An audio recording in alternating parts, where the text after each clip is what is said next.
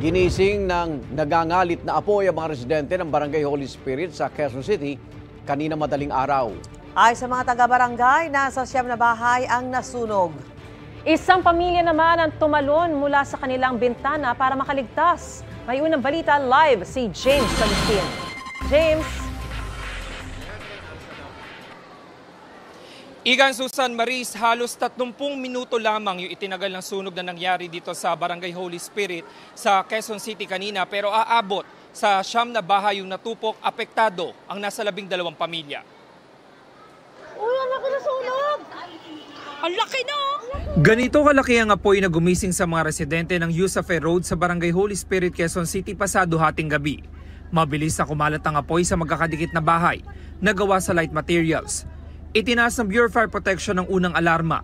Nasa 9 na fire truck nilang rumisponde, bukod pa sa mga fire volunteer. Tumagal ng halos 30 minuto bago tuluyang naapula ang apoy.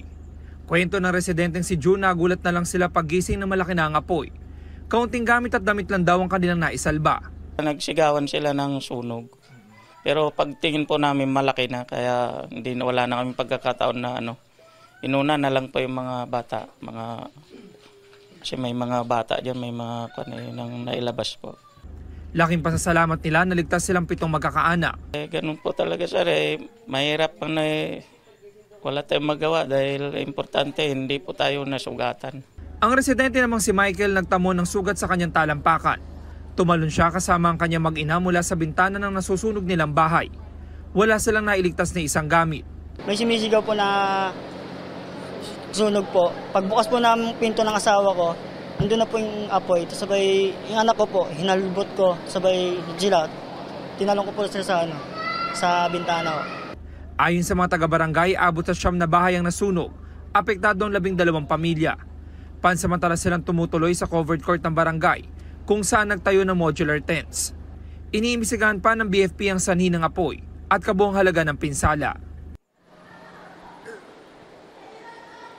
Samantala, ito yung covered court kung saan ngayon pansamantalang tumutuloy yung mga naapektuhang residente. Nananawagan sila ng tulong pero may paunang tulong na ibinigay sa kanilang mga taga-barangay tulad halimbawa ng mga damit. At ngayon nakita natin meron silang mga pagkain na binibigay dito sa mga residente na apektuhan. Makipag-ugnayan din daw ang barangay sa Social Services Development Department ng Quezon City Hall para naman doon sa karagdagang tulong pa na maaaring maibigay dito sa mga residente na naapektuhan ng sunog. Yan ang unang balita mula rito sa Quezon City. Ako po si James Agustin para sa GMA Integrated News. Mga kapuso, para una ka sa mga balita, mag-subscribe sa GMA Integrated News sa YouTube. Sa mga kapuso abroad, subaybayan niyo po kami sa GMA Pinoy TV at sa www.gmanews.tv.